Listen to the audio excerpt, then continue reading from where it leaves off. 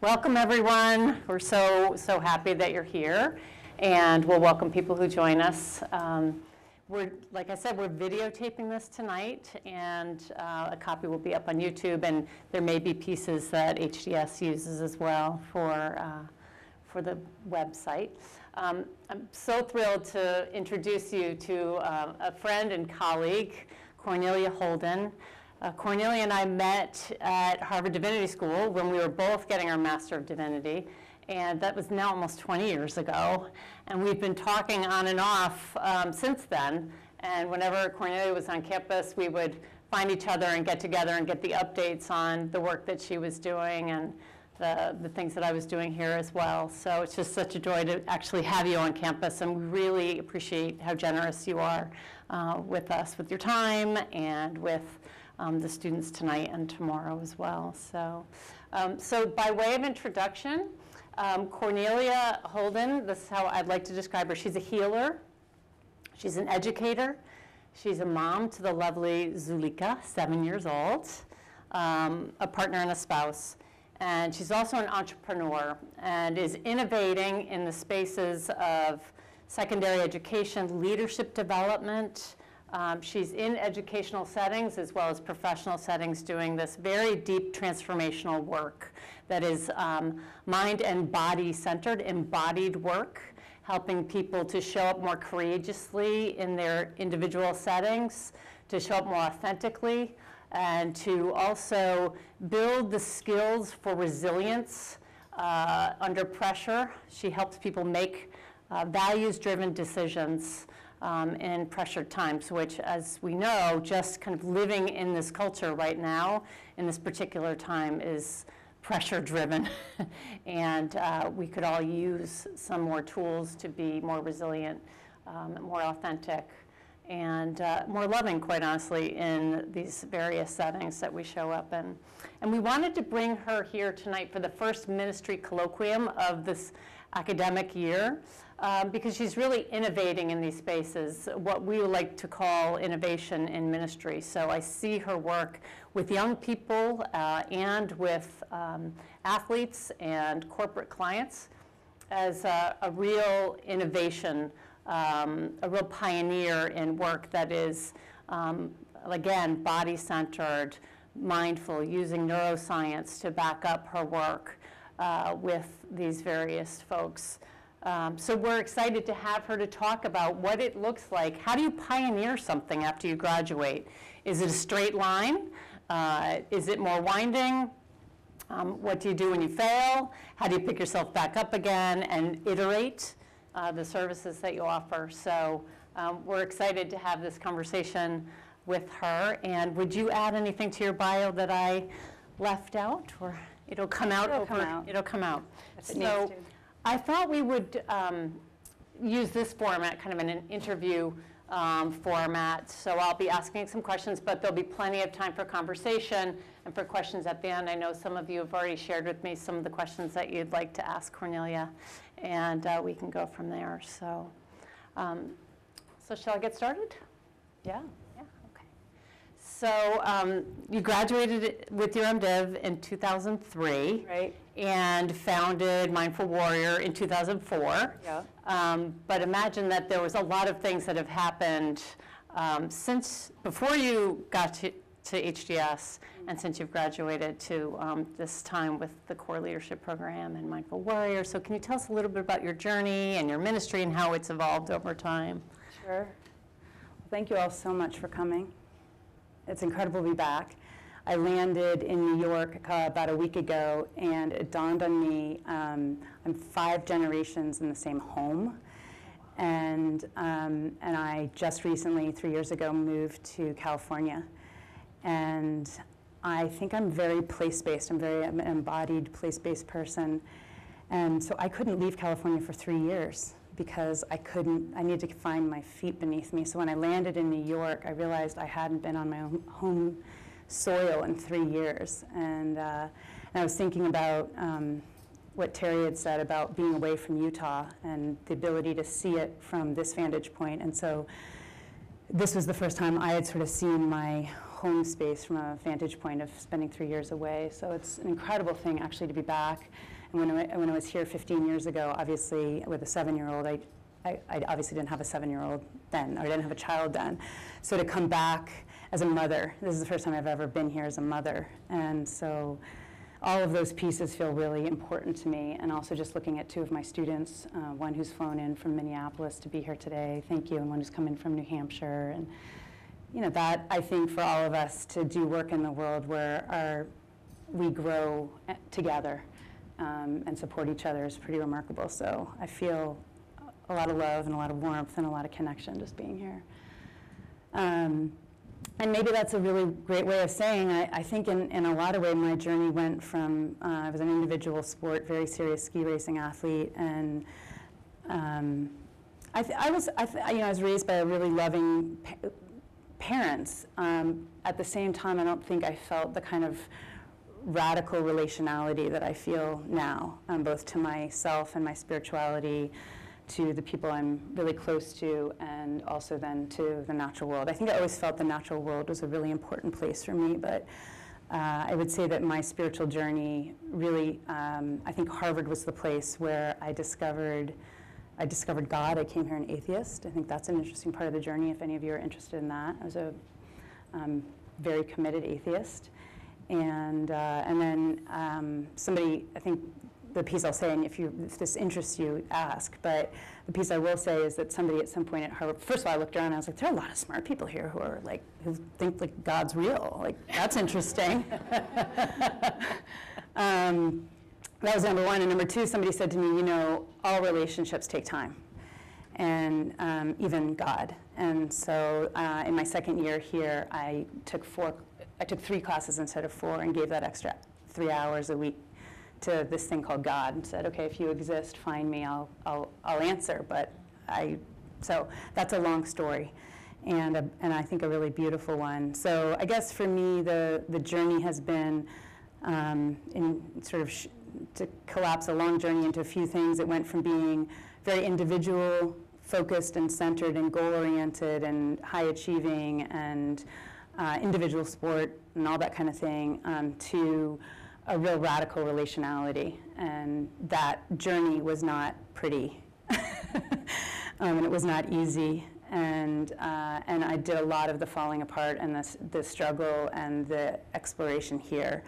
And I didn't know I even needed to do that journey, in truth. But fortunately, there were people here, and there were books, and there were professors, and there were people both on-site and off-site who helped me to discover that formation is real, that relationships with the seen and the unseen can be really remarkable and can be a source of strength and nourishment, clarity in hard times and in good times. So that's part of the journey. There's a lot to say, but you know, we'll start there. Yeah. So how did you know, or did you know while you were here, that you would set off and be an entrepreneur, to be an innovator and in some of the areas? I think I've been an entrepreneur since I was really little. So I started working, often people say, like, I started working and I know the age. I don't remember the age, probably because I started working when I was really little. My parents, the first gift my parents gave my husband was like a pair of work gloves. Like, we're hardworking people. Like, you rake the lawn and you clean, and we're New Englanders, you know, we work. And so I think I just grew up, you know, working. I worked on the land, you know, and I mowed lawns and raked leaves and, you know, that kind of stuff. And then I always had my own little businesses. So from the time I can remember, that for some reason that mattered to me. I don't know why exactly. Maybe I thought it mattered to, I think from the time I was little, I had this sense that independence mattered. You know, that I wasn't going to rely on, you know, I see you nodding. You know, I wasn't going to rely on, probably on a man, in truth. And I was going to figure out how to find my way. So that mattered to me. And then even when I got here, I had this, I don't know if you all have this feeling, but I remember being here and thinking, I got the greatest freaking birth ever. Like if there's reincarnation, like I got it. Like I can sit in these libraries and read these sacred texts and nobody's bothering me and I have a credit card and I can purchase things and I didn't even have much money, but like my mom didn't have a credit card. Like just remember, like it wasn't that long ago women didn't have credit cards and couldn't get them in their names, right? So I just felt this radical sense of like, wow, I have access. You know, and I can read stuff and do stuff, and nobody can tell me otherwise. And I have just enough money to kind of make it all go. And even through Divinity School, I worked. You know, I became a massage therapist right after I graduated from college, and that meant I knew that I would make a better hourly rate than other jobs I could get, and that was a blessing because it actually became a huge piece of my ministry.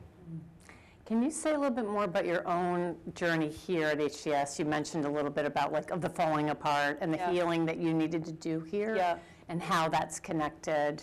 You know, Cornelia shared with me, and I had forgotten part of her history is that she had a very serious skiing accident and ended up with a traumatic brain injury. Right. And so there was a long healing process that went along with that. Right. So I was curious how that fit into the story. Yeah, I mean, I think, so a couple things. I think I arrived here with a traumatic brain injury. I sustained it at age 21, and I got here when I think I was about 27 as a grad student. And so I'd had 6 years of sort of healing, but not really. And what I mean by that is that traumatic brain injuries back when I had them in 1996, if you looked fine, you were fine. And there was nothing, I mean, I didn't get an MRI, there was no, I mean, I couldn't walk for 6 weeks. It happened in Europe, only one person saw it. My parents, I could still speak. But there wasn't the kind of knowledge that we have now. And so, you know, I think the relevance there is that I got here and was high functioning, except I was really broken from a central nervous system perspective. And I've always been a high functioner. I think a lot of us here are. You know, we can put on a good face in a lot of different situations. And I knew how to do that, and I was going to do that, because darn it, I wanted to go somewhere. I didn't want to wallow in my pain or my sadness or my sorrow or my confusion. And even when I got here, I had a plan. Like, I was going to be the next Bill Moyers. I don't know if you guys know who Bill Moyers is, but I was going to be him, because I was going to be her.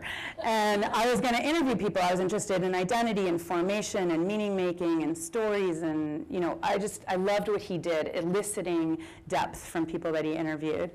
And then he came to the Center for World Religions, or wherever he came, in my second year here, and I met him.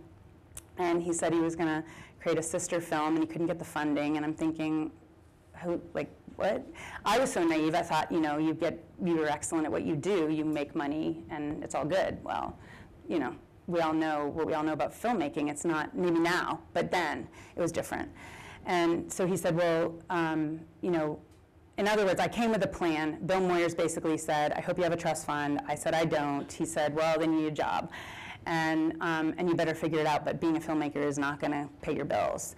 So I'd come here to be a filmmaker.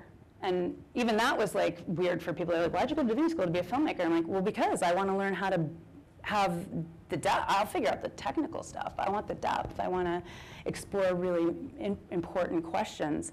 So I came to Harvard an atheist, certain that there was no God. I came here certain that I was going to be, you know, a filmmaker, meet the guy that I want to be who's like, good luck.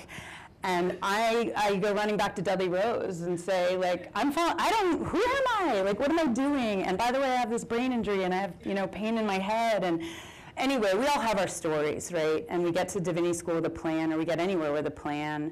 We have a kid and we have a plan, whatever our plans are, you know? And at some point in our lives, they get jumbled up. And this, for me, was a really great place to be confused. And I've said that before, but, you know, this really is. And I said to you earlier, you know, especially from a neuroscientific perspective now, like, I really think that all of our brains have been trained on fear. That's just the deal. Like, there is no parent around who knows how to train you from something called trust, really, truly, very rarely. And so, and then we live in a culture it's just getting amplified. So what I call our business as usual brain is we arrive with a lot of fear, and we get triggered into fight, flight, or freeze, and then we build neural pathways, and then we make decisions from that place. And so what I said to Laura earlier is, look, all of us have got to retrain our brains. But that process, having been through it, is really gnarly, because the process of pulling out old habits means that you're going to kind of unplug old neural pathways. And when you unplug them, they don't re-up right away. You actually go through what I'm calling right now like a limbo brain. And you're kind of in this like liquid, not knowing, confused place. And I find that with the identity work that we do here at the Divinity School, I think it's, I was running over to the business school, taking classes there, and some of you at JFK and at the law school, wherever you are, the depth of the identity work done at Harvard Divinity School, I don't think is happening anywhere else. And this is really important right now. And so a lot of us, at least those of us, I think, trying to do that kind of work, can find ourselves in a place where we go from a lot of certainty to a lot of not knowing. And that not knowing, for me, is where healing is possible and where transformation is possible. But that process actually needs midwifery. And I think of the professors here as midwives, and I think of you and Dudley and a lot of what happens here. And some of these spaces, the natural is part of our midwife, and all of our classmates. I mean, we're all doing it with each other.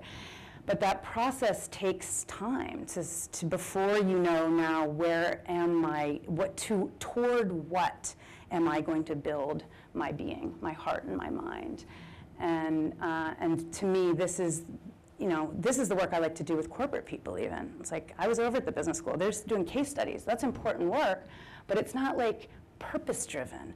It's not, what's the vision of our company and why? And how am I going to tell you as my employee over and over to keep showing up for 70 hours a week to work for me or this company if I can't help you understand why this is part of, a value towards something bigger than yourself and towards something bigger that we could all create in the world together. And I think that type of work takes the kind of downtime, even though it doesn't feel like downtime at Divinity School, but there's a quality of self-interrogation, I believe, I know I did here, and that allows for that limbo place to happen, and then you begin to start in that space to see a vision. But it emerges organically from inside, from an embodied self, from a healthy, stable nervous system that's not panicked and scared. And I think that's the promise of Divinity schools, is that kind of space and place to have the spaciousness to not know. It's a privilege. Have others experienced that deconstructive period as students here? I know I did. Yeah, I can relate to this very deeply. It's actually a good segue into the work that you're doing now. Mm-hmm. What's the midwifery?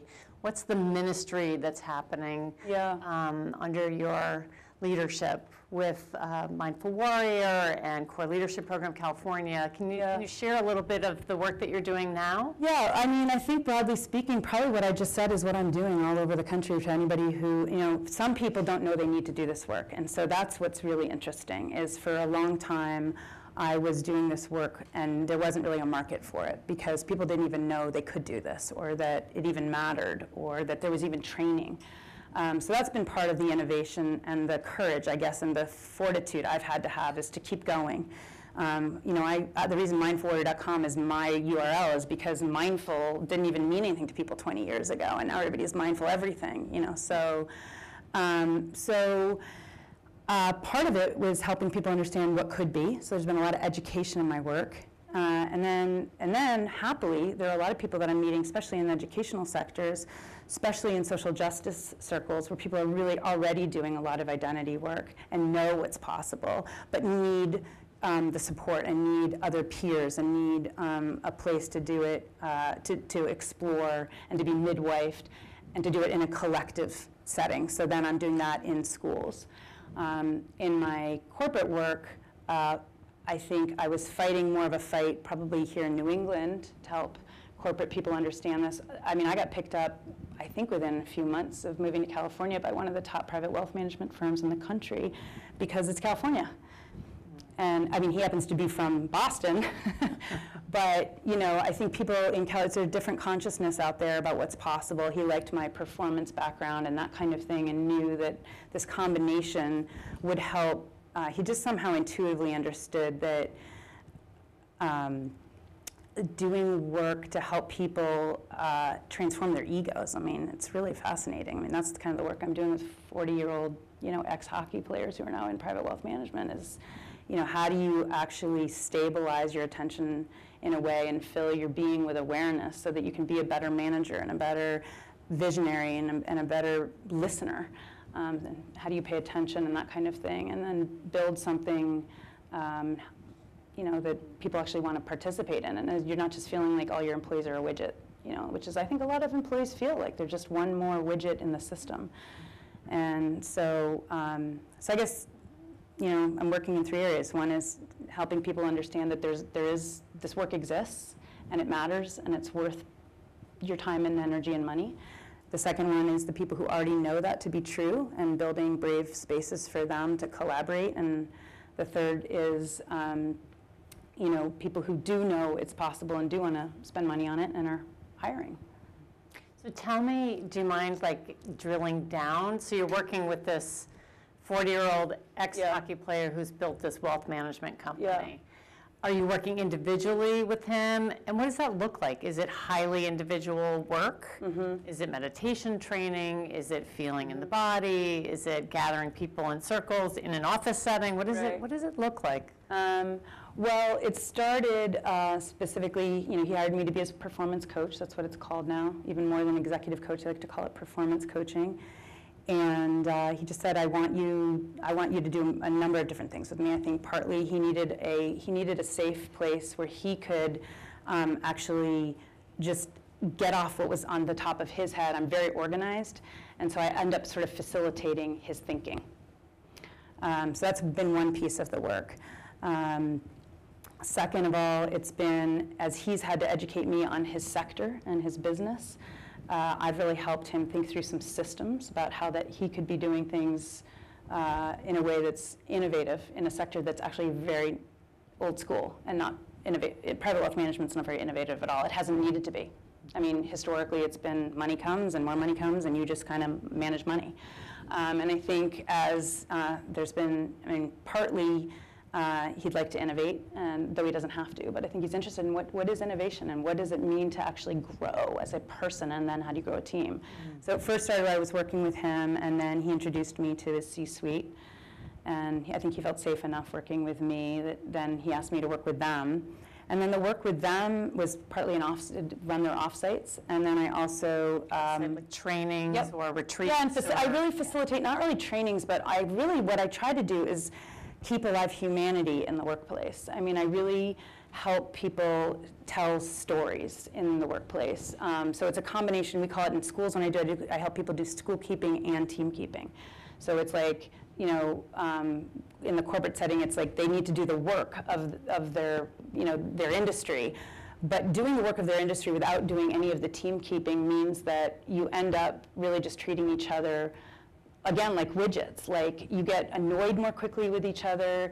Because you don't really know each other's story. You don't know what is going on, why somebody's been regularly late to a meeting, because their child is autistic, and there's been, you just don't know. There's no humanity. There's no story inside the workplace, and so not everybody can set aside. I'm not talking about hours, but enough that hey, Laura, I got your back. I know what you're going through, and I don't. But that kind of, creating that space, right? So that's one piece of the work, and then another piece of the work is, I don't know if any of you have read A New Earth, but I really like Eckhart Tolle's work, and I've helped just bring, that's a pretty spiritual text into a very sort of traditional workplace, and helping people understand what is an ego, how do you even understand what that is, and then how you might be able to stabilize awareness so that you're not making decisions solely out of an ego place.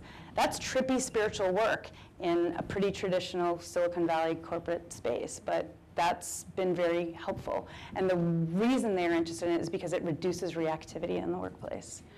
And it allows for more fluidity, more collaboration, more teamwork. And then lastly, it's then helping from that level to kind of spread it throughout the associate level. And so a lot of the young people are in their 20s and interested in, the 20-somethings are really interested in this work, but the 40-somethings don't really know what they're, so it's helping bridge that gap between the millennials, who are the new hires, and the people my age who are hiring them. The older people. The older, we're getting there. How about with young people? These young leaders that you're working with and training them for like long-term sustained spiritual growth or tough social justice work. Yeah. What does that look like at the 2-week intensives that you do with them, at school, in school settings? What Cornelia also does in school settings is help to transform culture for the administrators, for the faculty, and for the staff, kind of around this humanizing the work of running a school, but also transforming them in such a way that they can hold the space for these young people who are extremely powerful in having these transformative experiences. Yeah. Can you say a little bit, what does that specifically look like? And I know you have a couple of students who have been through your programs before. Well, I think let me just say something really briefly, just sort of philosophically about what I'm doing, and then I can, or why, and then the how. So the why is what I sort of said earlier, which is we're building our we're raising children, and we're building institutions off of fear, full stop, right? Because basically, the limbic system and the reptilian brain, the deepest parts of our brain, is the oldest. So it's in a way, it's the goalie. It's what we're used to using, The prefrontal cortex, where we can have rational thinking, cognitive thinking, higher order, values-driven thinking, is much newer. And so I think as a species, we're at this really interesting evolutionary moment, and I don't know if we're going to make it. And I think what we need to do is build a bridge between the limbic system and the prefrontal cortex. So the first and primary relationship that we all need to build is in our own brains. And so why? Because we cannot any longer afford to be raising children or building institutions out of fear. Because what it means is we're all plugged into this idea of scarcity. We're all plugged into this idea that it's a win-lose battle for resources that are finite. And while resources may or may not be finite, there's a lot of thinking about whether they actually are or not.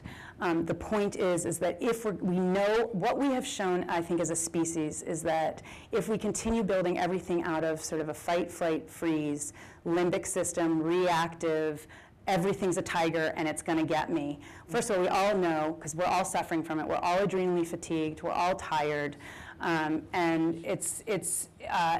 our systems are exhausting us and our planet. And so that's my big picture meta statement. Okay, so what are we going to do about that? So what I'm interested in is how we're going to build systems that are fundamentally, radically connected to trust. And trust is possible when you can engage the prefrontal cortex. And if any of you have studied with like Dan Siegel, whose work I really like, he talks really about like, if you think about the brain like this is your brain, this part is your limbic system, the animal instinctual brain, and this part is the prefrontal cortex. When we get scared and when we are under pressure, we do what's called flipping our lid. We just function out of this part of our brain. And a lot of us are doing it even when we're making very serious decisions with multi-billion-dollar budgets, or running countries or running schools or whatever we're doing. We're functioning out of this portion of our brain. And so what we need to be doing is keeping this prefrontal cortex engaged, because that's the rational brain that allows us to actually have higher order values in mind as we decide to make decisions. Okay, so that's fundamental to what we're teaching children 15 to 19. Everything I'm even doing in the corporate sector, that's part of what I'm training them on. Okay, one more thing just philosophically. Once you keep your prefrontal cortex engaged, then you have to decide toward what? What is your true north?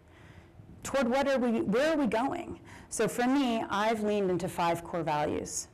And the 5 are safety, respect, belonging, inclusion, and trust. Here's how I think about it.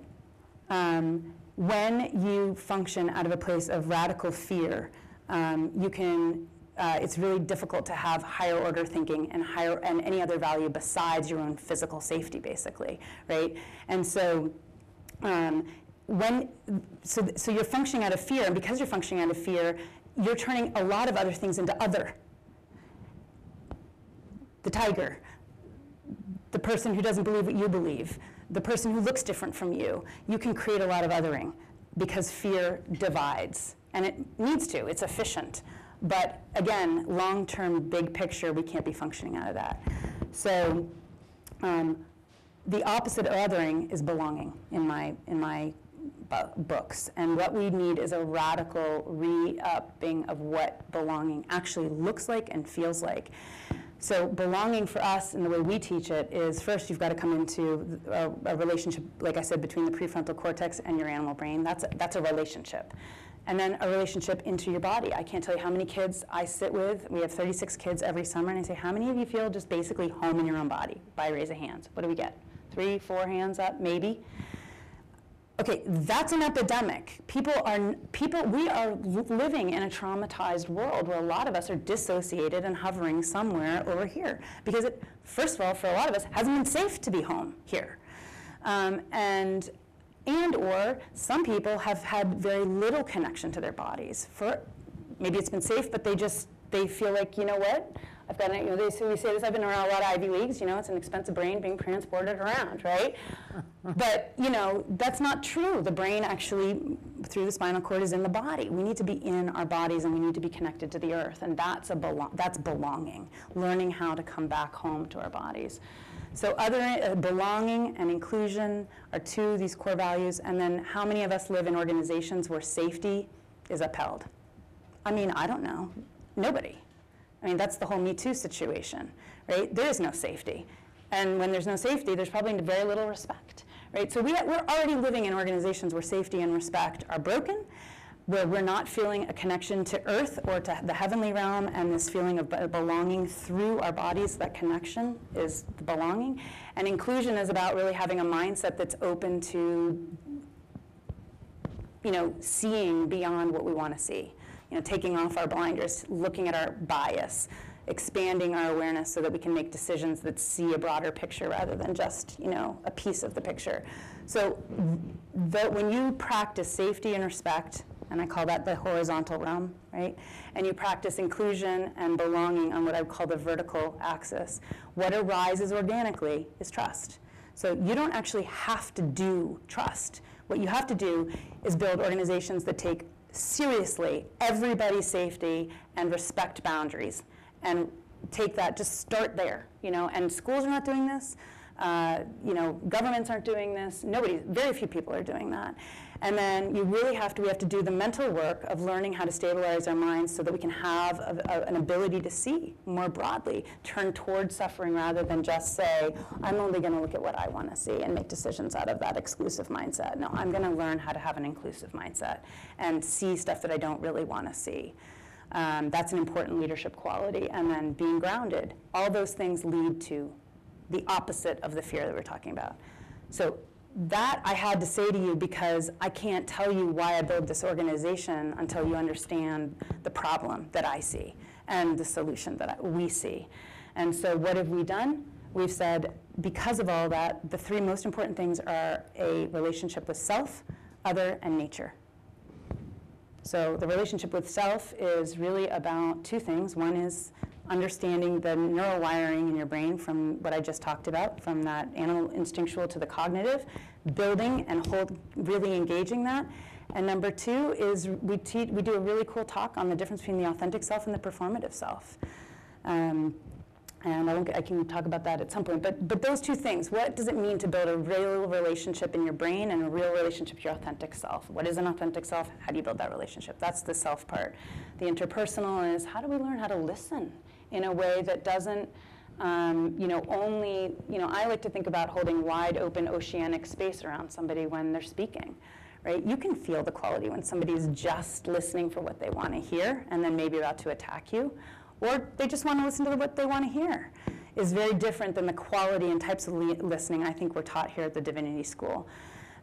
So that's that interpersonal, and I think listening, there are many things we teach, but I would say listening is key one. And then lastly, we've got to reconnect to the natural world. We are profoundly disconnected. And so because those are 3 pillars of what we do, connected to those 5 core values, what do we actually do? We spend time in the classroom doing the work with self and other. We spend time in nature, in the ocean, swimming. We've got kids who've never swum before. We have young people who are surfers, but it doesn't matter, you know, getting in and letting that ocean wash over you, being part of something much bigger and much more radical and that can kill you, but that can also liberate you, is a very important experience for all of us to have. And then lastly, we live in the dorm together in order to learn how to build community and figure out whose toothpaste needs to get cleaned off the sink and why somebody did that in the you know, whatever it is, why your pizza's all over my plate, and, you know, learning how to, like, that's where the messiness is when we come into community. And so we spend 2 weeks doing those kinds of things, and that's embedded in our programs for students age 15 to 19. Can you see what an educator she is? I mean, just like natural teacher, and you've been working at this for a long time now. So this is very much second nature, and it's clear that you have thought very deeply about this. I'm curious about 2 things. Yeah. One, what do you think the value of an HDS education has been in this process? And then it looks really neat. Can you talk about some of the failure or messiness? Yep. It's 2 different things, but I think it would be really important for students to hear, and then we'll open it up for questions. I was just with somebody who recently graduated from the Divinity School, and we were talking and reflecting on the Master's in Divinity and our time at HDS. And I said, you know, it actually kind of freaks me out to think about my life without Divinity School. Like I can't talk. Like, what? I wouldn't know any of this. Like, that brings me almost tears. It's been foundational. Sorry.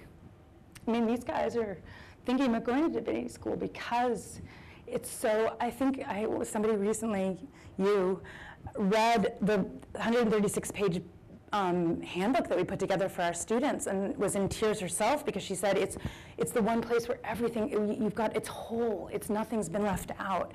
And so that connects to what you said, which is this has not been a straight journey. You know, I think one of the things I always fought for, because I was an athlete, I think you as an elite, and I was a pretty darn good athlete, is, you know, you have to know something about nutrition, and you have to know something about your X's and O's, and you have to know something about, and I was a ski racer, so I had to connect I mean, nature was like a serious reality. You know, it'd be freezing cold or foggy, and you're ski racing from, you know, I remember ski racing from, like, you could be above the clouds, and then you went into the clouds as part of your race, and, you know, so I was, you know, nature was a reality, and something that I was in real relationship with, and so for me, I think one of the things I've always fought for is wholeness. Like, what is it? Like, I think I felt whole when I was born. You know, I think I felt that, and then, you know, and then I was really injured, and then I think, you know, and then I was confused, and I had wonderful parents. I've written about this, but and it's coming out in my book. But I've written about sort of the experience of being parented by, like, a really driven father and a really loving mother, and, you know, the fracturedness in my own being, and I sort of at 47 now have come whole circle back to putting my dismembered parts sort of back together, and I think that's something Divinity School and here and sitting in circle and storytelling and being listened to with oceanic, spacious awareness, loving presence, which is what, you know, gets taught here. You know, that was a way for me to reclaim and remember a quality of wholeness that is really important to me. And so that journey, for me, if it's anything what you all are going through, like, you know, if you'd interviewed me 15 years ago as a massage therapist, and I'd graduated top of my class at a good school, and my parents were like, I mean, basically, like, you're rubbing people's bodies for money, okay, like, I don't know how to say it any nicer. And I'm like, okay, that was really not nice. But, because they wanted me to be like a lawyer, a doctor, or something that they could say, but you're a massage therapist. Okay, like this didn't register for them. But I knew, I somewhere deep in me, I knew I needed to heal and heal other. Like that was, and so I did that for 7 years in a tiny little room, and now I think that was a piece of it. And then there were other pieces of learning what it meant to be a visionary or a teacher or a leader or all these archetypes that I kept like leaning into. And so it seemed, I think now at 47, it looks coherent. But the journey along the way was really scary because it didn't seem so coherent. And I think that's often a message I say to, particularly to Divinity School students, is just don't lose the tether of your dignity, your humanity, your integrity, and your, a longing that you have for something that might feel a little ineffable.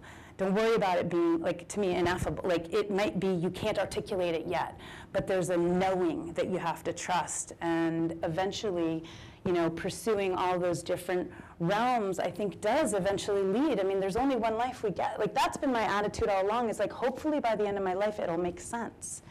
But I don't want to peak too soon. Like, why would I want to be great at 25? Like, I got a whole rest of, like, right? I don't know. That was something I think I learned as an athlete.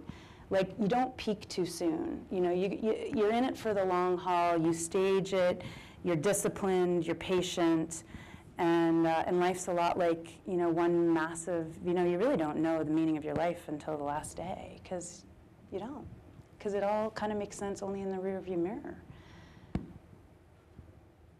What questions do you have? Sorry, I'm all the way back. Sure. I'm Anna. I'm a first-year MTS student here, and I just love the mission of Mindful Warrior and the Student Leadership Conference. And I think it's such important work, but it's work that I'm not seeing happening a lot in low-income communities. And I'm finding that like mindfulness is kind of becoming this thing that only privileged people can access. And so that's something I'm really passionate about. I'm from a low-income community in Mississippi. Yep. So I'm just wondering how you see that, like what the future of that looks like for low-income communities, and what we can do to kind of spread that work to communities that aren't seeing it. So Anna was asking about spreading mindfulness to low-income communities who don't always have access. So first of all, thank you for that question. It feels honestly like the perfect question, because I have seen, very much when you see like Time magazine, it's like the woman who looks exactly like me sitting like this, right? And as though this is mindfulness, which it really isn't. To me, that's not mindfulness. Mindfulness is really being able to stabilize attention and allow awareness space to flow through you and learn how to see from a non-dual consciousness. We can unpack that whole thing, but that's to me what it is, and it's a really important thing to know how to do. What has happened in my work is that not so much with my corporate work yet, but with my students from the very beginning, because this work started in an historically white, privileged institution, I said to the trustees, it's really important to me, if we're going to do a leadership program, particularly they wanted to do it around reconciliation and healing, I said, that's fine, but we're definitely not going to use Harvard Business School case studies, which is the way they were headed. And I would like us to do work where we're affirmative for African Americans and Native Americans, full stop, because of our history in this country. And so we've always had Native American and African American students. We've always had African Americans on staff, and then we've always had 60% of our students are people of color or from underrepresented backgrounds. We've given away like $250,000 over 6 years for scholarships. So this is not a money-making entity. It's actually a transformational educational space, both in those 2 weeks and then broader for the schools. So to answer your question, I guess what I'm trying to say is we are doing, at least from my perspective, my vision has been to always tether this work to local organizations and young people. So I live in California now. We just applied for a $50,000 grant for like Boys and Girls Club and First Tee and Village Project and 6 local organizations to send one of their students and one of their adults to our program. So we're building capacity locally, number one. Number two, other schools have learned about this work. And because I've been very clear from the get-go that Native American and African American peoples were going to be central in this, and not just their color of their skin or how they identify, but their beliefs, their knowing. That's why this belonging and respect, that is an indigenous knowing. You know, that's a deep knowing that's really, like, so for me, that's very important, that it's not, again, a curriculum that's about white privilege or colonialism, but that it's even the curriculum has been transformed by the young people who have come through. So it's a living curriculum, first of all. That's an important thing. My students graduate and then they come back because they then go off to these amazing schools and they come back and they're like, I've learned some things that you're not teaching yet. And I'm like, so I eat up my humble pie every year and I keep growing and keep leaning in. And so I think what all I know is what I can do locally and in my organization, and I do not want to build an organization that looks just like me. But I would love an organization that has some people like me and some people like, you know, just that kind of real diversity of opinion, belief, orientation, background, access, all that kind of thing. And so that's what we're doing. And I believe that if those young people are truly affected by the work, then they will go into their communities. I'm trying to grow people to be teachers and to be leaders and to be healers in their own right, and to see how this work will take up residence inside them, and then how they will then be, to me, it's like, nobody needs more people who are expert on anything. What people need is like people who have embodied the teaching, and their being just exudes it, because then more people will want to learn from them. Yeah. I'm curious, I'm Rowan. Hi, Rowan. I'm curious, it sounds like you learned a lot from your time and your experience here at HDS, and given what you were just saying about the value of the embodied, and I'm curious if you have ideas or vision based on your work in your time since leaving HDS of what might be useful for HDS to consider as an institution. Around embodiment. Specifically. I mean, because I would say, first of all, I'm pretty certain HDS, even as much as I love it, is not doing the 5 core value thing that I just talked about. I mean, I read the Harvard report that came out from the college, right? They were looking at belonging, and I read that whole thing because I was like, yes, and then I was like, oh, shoot, they don't get it. So I was like, well, maybe they'll hire me and we can talk, you know? They're looking at it very academically and disembodied, and they don't understand the relationship between othering and belonging, and inclusion and exclusion, and lack of safety and disrespect, and that whole thing, and the way. So number one for me is I've gotten to the place in my work where I'm very interested in working at the institutional level, because I've seen, having worked one-on-one with so many people, that people get incrementally better, but then they go back into old institutions and old buildings and old, consciousness, and it's tiring. So we need to really begin, all of us, part of the reason I'm writing this book is because I'd like to create a national conversation about those 5 core values and the brain. Everything I just said is the book.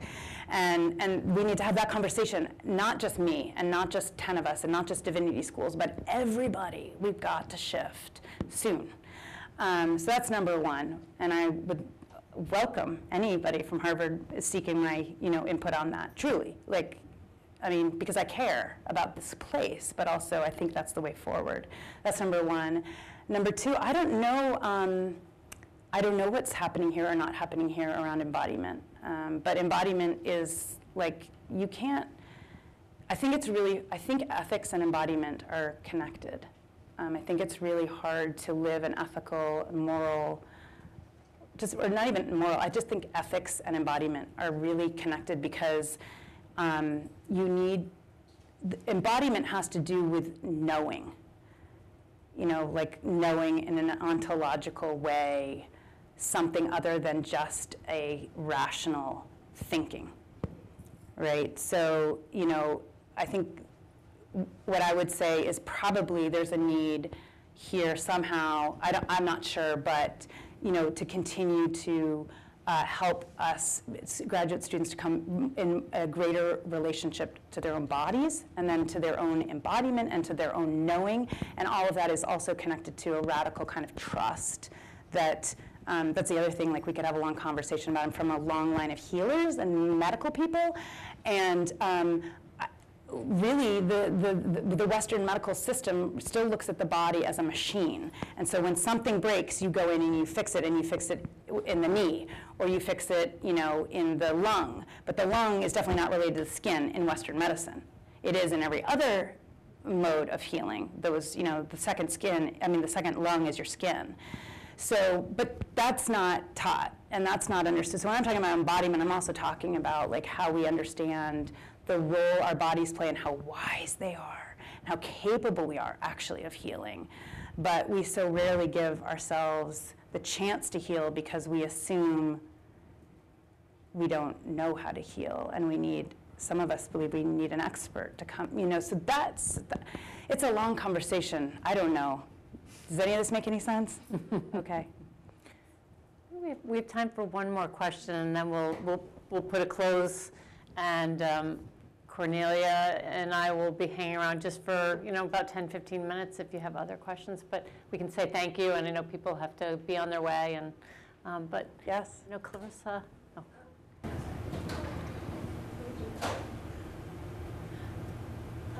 Hi, I'm Clarissa. I'm the second year MTS. And first of all, thank you so much for being here. Sure. Sharing your story. It's really inspiring. I feel this is work that more of us need to be doing. I'm wondering if you can talk to us a little bit about the formation and the early stages of Mindful Warrior. Yep. During your times here at the Divinity School, is this something you were able to explore in your classes, or was this something that... Like actually creating a company? Yeah, so when I was here, I was trying to create a not-for-profit. So I had all these ideas about what it was going to be, and I worked with Dudley Rose some on that, and there was a vision and a mission, and then I was going to create, so there was a lot of work that I did around that. But I didn't, in truth, the simplest way I would say it is I think the work to do in Divinity School around a company is to get really clear on your own purpose and mission, and to do your own inner work, because actually just pay lawyers. That's what I had to do. I mean, it's expensive later on, but there's just legal work. Companies are kind of simple. You kind of just got to get the paperwork done. From just building a company, like from the paperwork side, it's legal. For everything else is about how are you going to embody and believe in and grow, the thing that you are trying to build, and can you actually get other people inspired and alongside you, and in truth, it's just a ton of hard work and a lot of ignominy. Like, you're in the trenches for years, long before you even sit in a chair like this. You're just like, it's not pretty. But I took classes at Harvard Business School, but they weren't on like how to build a company. I was taking courses on management of the family business. So I don't think I think actually, in truth, like even as I hear myself say that, in a way, this is a better place to come if you're an entrepreneur than Harvard Business School, because like, just hire a lawyer to like build the company, but to really know what you're going to create and how you're going to create it, and to be like somebody who's got something powerful, that takes inner work, and that takes time to have a vision and to tend it, and to have hopefully a bunch of your classmates be like, yeah, that sucks, and then you're like, oh shoot, and then you're like, a lot hits the floor as you create something, and then eventually something emerges. Can we say thank you so much for your generosity, for your vision, for being with us tonight. And I'm sure a couple of you have more questions. I know some people are meeting with Cornelia tomorrow for interviews in the morning. She has time later in the afternoon for informational interviews and to learn more about opportunities, possibly working with Core Leadership California. She's got some openings starting at 4 tomorrow, so if you're interested, do send me an email or speak to me tonight, and we can try and get you slotted in. But We're really happy that you all came, and thank you thank so you. much for this really Sure. powerful Thank you. work, so.